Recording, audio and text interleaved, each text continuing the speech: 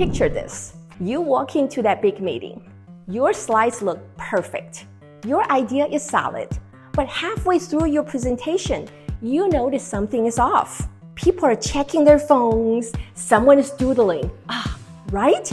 I've been there too. Hi there, I'm Coach Maya. Here is what I have learned after working with entrepreneurs, executives, and sales professionals. Facts don't sell. Stories do. Let me share what happened with one of my clients, Jake.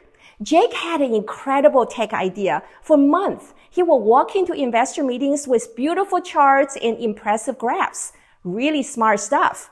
But every single time, thanks, Jake. We'll be in touch. Sound familiar? Then we tried something different. Instead of leading with market data, Jake started with Maria's story. She owns this little bakery downtown. Big chains were crushing her business.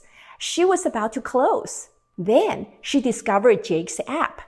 6 months later, her bakery is booming. She just hired 3 new people. The investors, they wanted to visit Maria's bakery. They wanted to taste her cookies. And yeah, they funded Jake's business. Why the total flip? Because suddenly, they weren't just investing in another app. They were the heroes, helping small businesses like Maria's survive and thrive. So how can you be a good storyteller? 3 quick tips. First, use OSB. What's that? Obstacle, solution, benefit. Don't say, we increased engagement by 40%. Say this, our users were leaving after just 1 day. We figured out they were confused. So we simplified the app. Now they stay for a month. See the difference? You created a mini movie. Second, make them the hero. Don't make it about you. Make it about them. Instead of, I built this amazing product. Try this. You've probably felt frustrated when great ideas got buried in big companies, right? That's exactly what we're solving. Now, they're not just listening to your pitch. They're remembering their own frustration. They want to be part of that solution. Third, get specific. Don't say our product helps students. Say, meet Becky.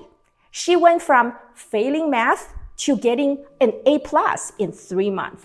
Names and details stick. Vague statements don't. Here's your challenge. Before your next pitch or presentation, ask yourself, what is the story I'm really telling?